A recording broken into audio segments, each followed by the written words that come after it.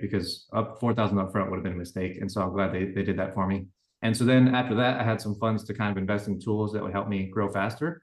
And so I just followed his formula, which was just sign up for Mojo Dialer, start actually purchasing some lists instead of only driving for Yeah. dollars. And so I did that, which was not super expensive. Like Mojo Dialer was like $150, and then my lists were like 150, $200. So it wasn't crazy expensive back then. And so I just did that, and then he just got it in my head. It was like, you need to call sellers every day. And back then he said you need to call sellers 3 hours a day. And I was like, okay, I need to call sellers 3 hours a day. Like I just didn't know any better. So I was just like, I'm just gonna follow this course to a T. And Yeah. then, if it doesn't work, then it's his fault. It's not my fault. Right. So that's what I was thinking. I was like, if it doesn't work, then it's on them. And it did work.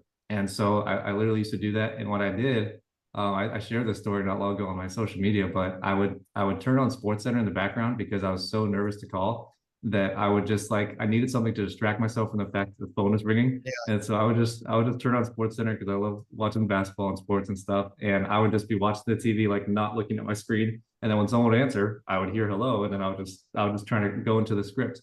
And so I would just do that, and I try to do that consistently 3 hours a day, so just from 9 to 12. And then after that, what I would do is I would go and drive for dollars after that, or if I had any appointments lined up, I was doing this in person back then. I would go and meet the sellers if I had any interested, appointments. Um, but yeah, after that, I got my second deal fairly soon after that, and I think I closed two deals in that September. So I had that first one that closed like early September, and then I had another one. So I don't remember if I got that before or after I quit my job, the second one, but I closed two in that first September. And I remember it was so serendipitous for me. And I share this in a testimonial for Wholesaling Inc. But I literally made 13.5 on the other deal, 4,700 on this first one. So I don't know what that math is, but it's around 17, 18 grand. That was all that I had made that whole year as a server. And I made that in a month. And so needless to say, at that point, I was like, I'm hooked. I was just like, this works. And I was like, I am hooked. And so, from then on, I did, I think like 9 or 10 more deals in that span for the rest of that year, like from September to December.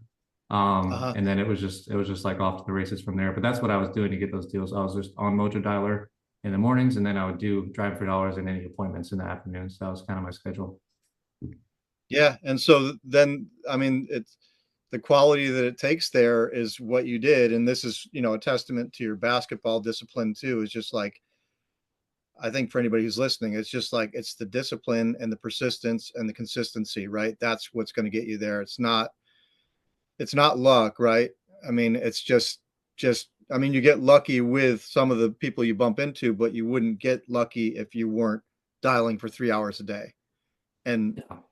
I mean, and you're, like you said, you're more inclined to be an introvert, I think, is my experience of you. And you're taking a big risk there.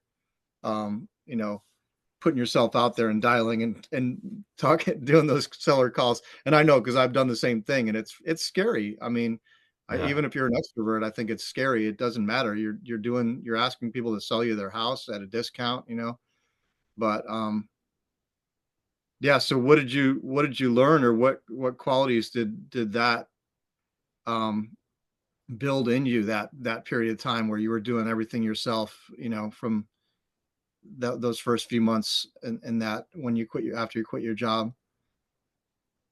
Yeah, I mean, I think it's just like you said, like consistency is the most important. And one thing that Brent said that I liked is like, just imagine when you're calling that someone's handing you $1,000 in cash every hour, because that was his mindset shift, like to get you to actually get on the phone. And I found that out to be like very true because, like I said, I made 18,000 in my like first technical revenue month or whatever in the business, and I had never seen that kind of money in a month. Like I said, that was my whole year. And so I was just like, man, that's insane. And if I broke it down, I'm sure it wasn't 1,000, but I was sure it was making a couple $100 an hour for dialing. So after Yeah. after I had that, like it was very easy to keep going once you have that proof of concept. So I would just say just really stay consistent, and that's what helped me. And like you said, it was from basketball that I kind of acquired that, I guess, habit and stuff. But just staying consistent really helped me in the beginning. Yeah, that's a great point. Yeah. um well, I mean, I really appreciate you sharing all this stuff with your early business. It's cool. I can remember a lot of this being around you, but you didn't share a lot of this with me either. You're doing a lot of this kind of in secret behind closed doors, just which I think is important too. Like when you talk about building something, there's this concept of like, don't share your dreams with anybody that's not going to completely support you and lift you up. Otherwise, they're going to try and poke holes in them, and it's going to potentially, dilute the power of what you're building. So I think it's cool too that there's probably a more eloquent way to say what I just said, but sometimes when you have a dream, you need to keep it to yourself. You need to keep it close to your vest, and you're the only one who's going to make that thing happen, really, unless you have really strong support people around you. But if you're not sure of anybody, you keep that bubble very small, and keep that small flame alive, and let it grow, with your own nurturance, with persistence and belief and faith, right? And I think that's Yeah. part of what you do, is you're just like, I'm locking myself in this apartment, I'm making this thing happen, I'm making my dream come true, and I'm the one who's going to do this, and that's pretty powerful. Yeah.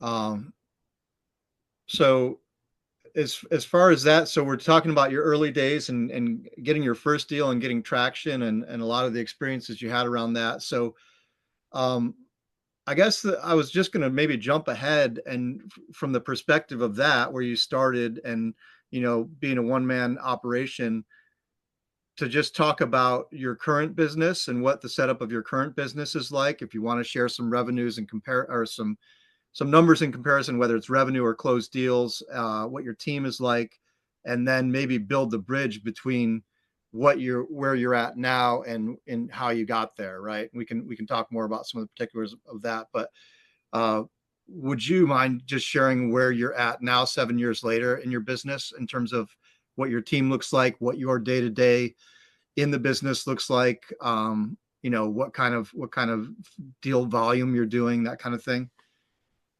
Yeah, definitely. I really like what you just said though about keeping your dreams close to your chest when you're getting started, especially because it can be easy to kind of douse that flame when you share with people and they just kind of put you down, or if they say it's not going to work.